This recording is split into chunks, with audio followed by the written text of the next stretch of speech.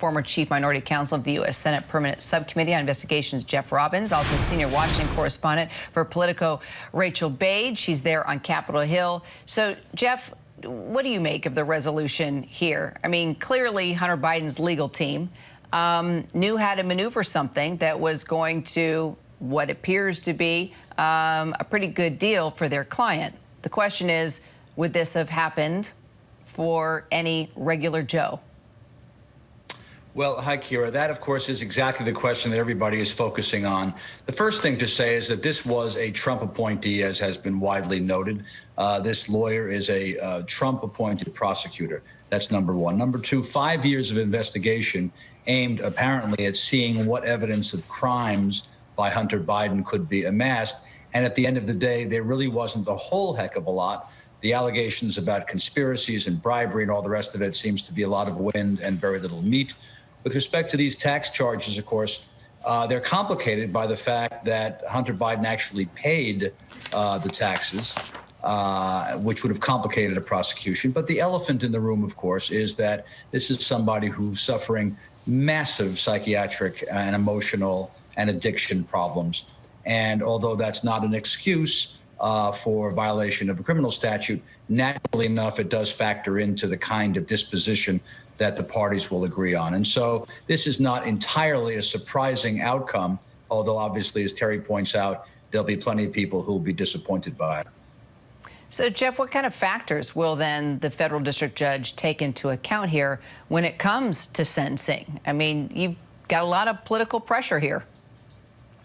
Yes, there is a lot of attention focused on what this judge does. Well, number one, he did pay the taxes. One should think, ironically, that if there's anybody that Donald Trump should feel a kinship with, it's somebody who didn't pay his taxes, though I guess Hunter Biden went astray by actually ultimately paying them. So there's that. There's the addiction problems and the graphic psychiatric problems that Biden had. And so those are two of the factors which will play into what the judge does. So, Rachel, this is the president's son, clearly, not the president himself. But let's just talk about the potential impact here on Biden's reelection campaign. I mean, there is the time that they spent together overseas when he was, active in politics. Clearly, his son traveled with them, and there was allegations that the president now was helping his son with various international business deals. So how do you see this turning out for Biden, who wants to not only remain president, but become president once again in 2024?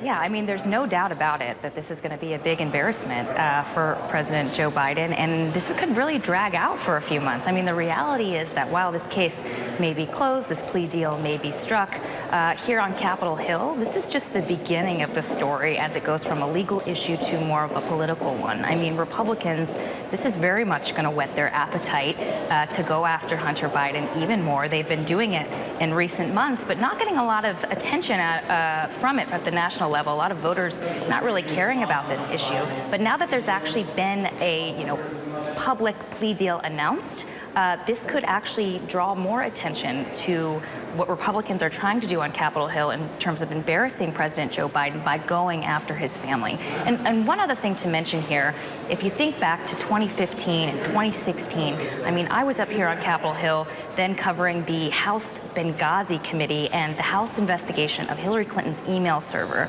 Back then, that was sort of something that Republicans were doing to go after the front runner, Hillary Clinton at the time. And, their investigation ultimately did end up hurting her. Although a lot of people will look back at that time and say, look, this pales in comparison to the scandals that we have seen come out of Donald Trump's White House. But the reality was it did hurt her politically. So, President Joe Biden is going to be watching this very closely. There's going to be this intense battle over information, evidence, subpoenas flying across Washington from Capitol Hill to the DOJ. And, this is going to have to be something that he watches as Republicans try to embarrass him with this information. All right, Jeff, Rachel, thanks so much. We'll stay all over it. Hi, everyone. George Stephanopoulos here. Thanks for checking out the ABC News YouTube channel. If you'd like to get more videos, show highlights, and watch live event coverage, click on the right over here to subscribe to our channel. And don't forget to download the ABC News app for breaking news alerts. Thanks for watching.